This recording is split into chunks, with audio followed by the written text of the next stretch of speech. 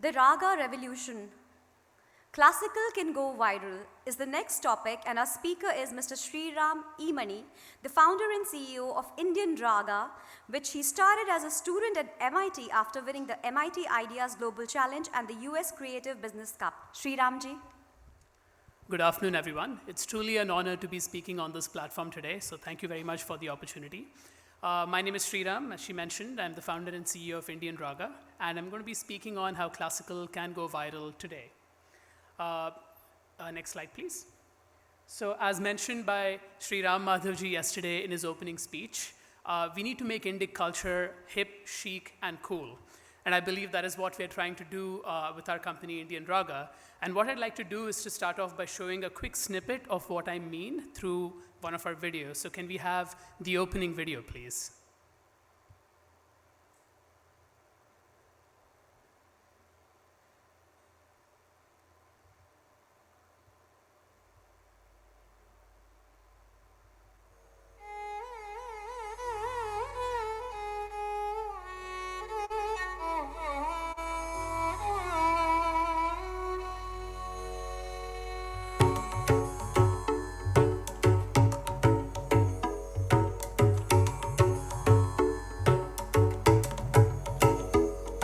Come on, turn the radio on. It's Friday night and I won't be long. Gotta do my hair, put my makeup on. It's Friday night and I won't be long till I hit the dance floor, hit the dance floor. No, I ain't got cash, I ain't got cash. Baby, I don't need all of this to have fun tonight.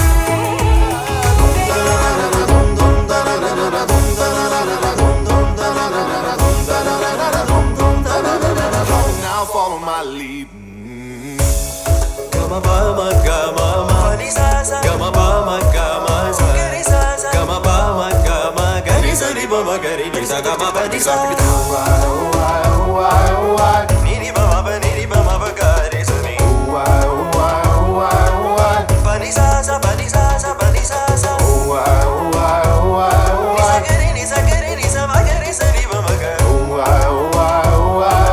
Come now, follow my lead.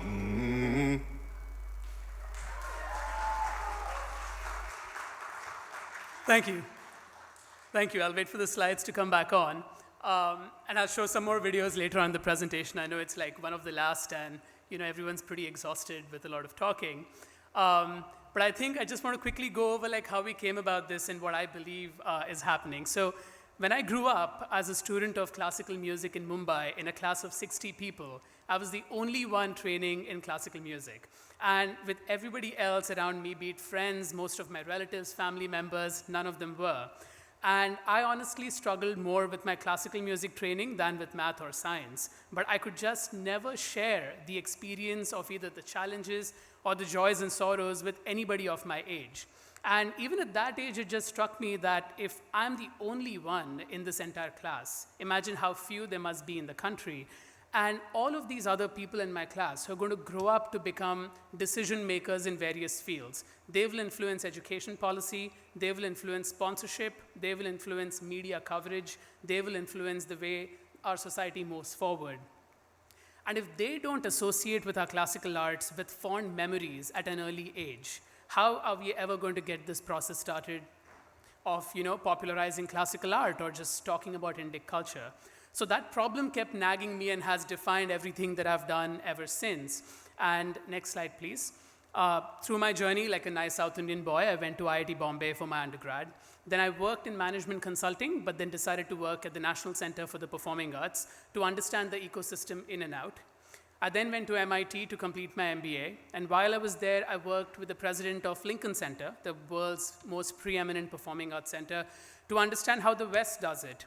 And then I also worked with the head of Sony Music in New York, head of digital business, to understand the for-profit perspective. Then I consulted with Disney Theatrical Group to understand a slightly different format of the arts.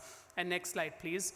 The one common thing that I saw was happening across the world is all arts organizations, be it in entertainment or in traditional arts, are trying to reconcile the past and the present. So you're trying to bring together, your wisdom from the past and what you're passionate about, what your culture has given you, but the reality of the present is really different. And the overlap between the two, to even have a conversation that both parties would be interested in, was very, very minor.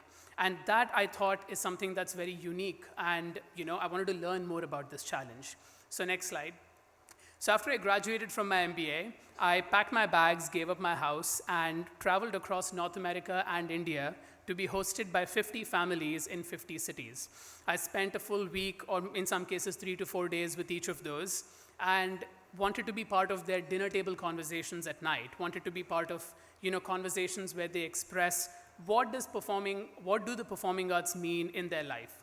So on one hand, I would hear the parents talk fondly about their time growing up, what the arts have given them. In fact, truly so even for me, the first time I was on stage, the first time I worked in a team, the first time I understood the value of perfection, the first time I understood empathy, was all through the performing arts. It was not through anything else. So this is what they wanted to convey.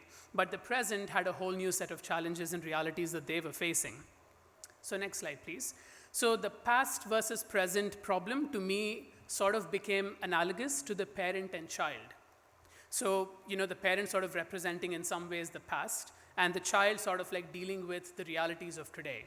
And a few insights or a few things that I kind of gleaned out of these interactions, next slide please, were that in the past, it was predominantly the live format for presentation, whereas in the present, we are mostly focused on social media. In the past, people had the time, patience, energy to look at overnight concerts. Right now, it's 2-minute videos, sometimes even less. In the past, a lot of themes were devotional based. In the present, it's predominantly social. The devotional's still there, but you're dealing with, like we've discussed in this conference itself, gender inequality, LGBTQ, climate change, digital detox, and a whole new host of things that were just never there in the past. And finally, in the past, you had limited options. You had one Doordarshan, one All India Radio, where there was someone visionary who channelized Indian classical arts, and you had no choice but to see them. But today, you're just spoiled for choice. So the decision maker today is going to be the present. And you need to find a way to build a bridge with them in a way that's exciting and that's like fun and interesting to them. So what did we do about this? Next slide, please. We said, why don't we bring the past and the present together in format? So we took a popular raga, put it in a short form video. We took mythological stories from Indian classical dance and had cinematic video angles to make them exciting. We took Kalpana Swarams and advanced improvisation techniques. Can I see that slide back again, please, to complete it? If it's not too much trouble, if not, it's okay. So we took advanced improvisation techniques and then we put them with latest pop hits, like you saw on Cheap Thrills and Shape of You. We took concepts like Tillana, Jati, and Ala Ripu, and we put them with high energy dance-offs, which is what the Bhangra hip-hop community today looks at. And finally, we took the art of Abhinaya, and we used that for social themes like transgender and so on. So I'll show you another video, which is why they changed the slide, where I'd love for all of you guys to look at if in each of these examples, you can find a common theme that the past or the parent can talk about, and also the present or the child can identify with. And I'd love to continue after that. Please play this. With volume, please.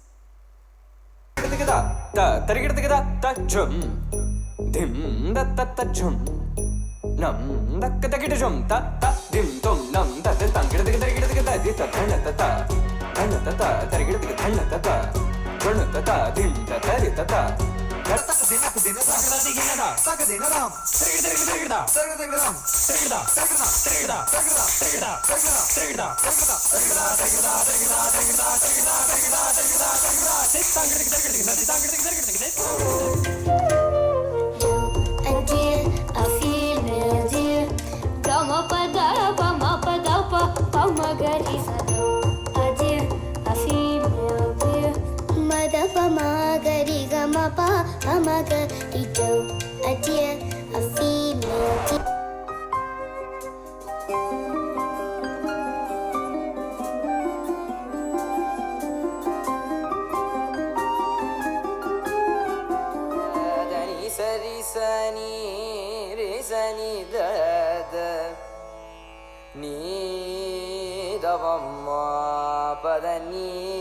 da ba ma ga ma ba da ni da ba ma ga ri sa ri ga ma ba da ni da ni.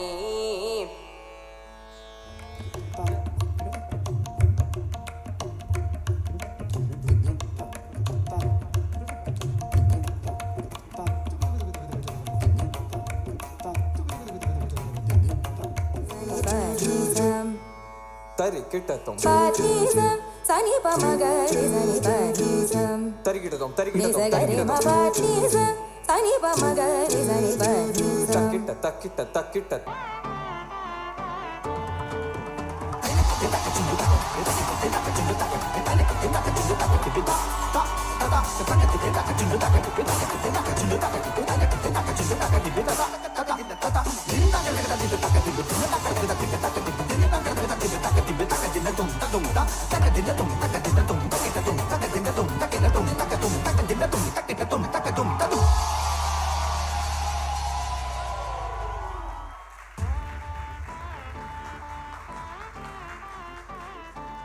Thank you. If I can have the slides back on.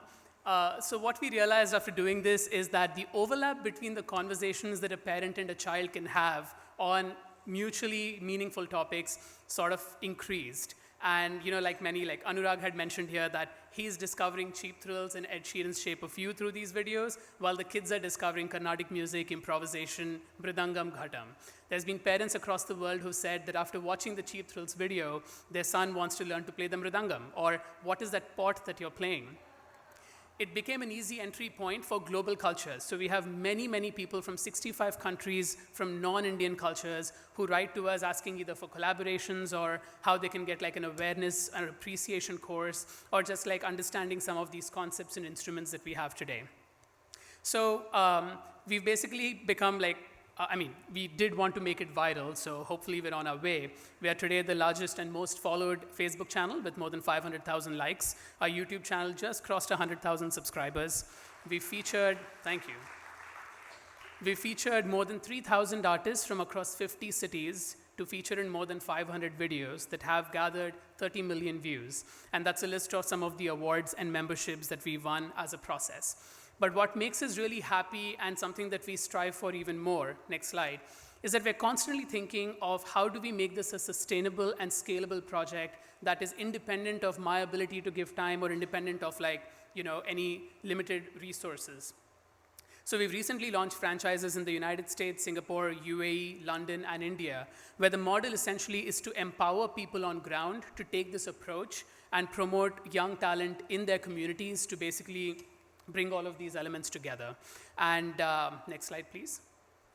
And hopefully the idea is that at some point soon, when there's a fan of the classical arts, then all of the others can join them either in learning or at least appreciating or at least knowing what a wonderful, living, breathing, and relevant tradition we have contributed to the world today. So my thought and my request to all of you is, if you know somebody who is young and who's sort of going through this process of figuring out our culture, please encourage them to engage with something that is relevant and present and modern day today.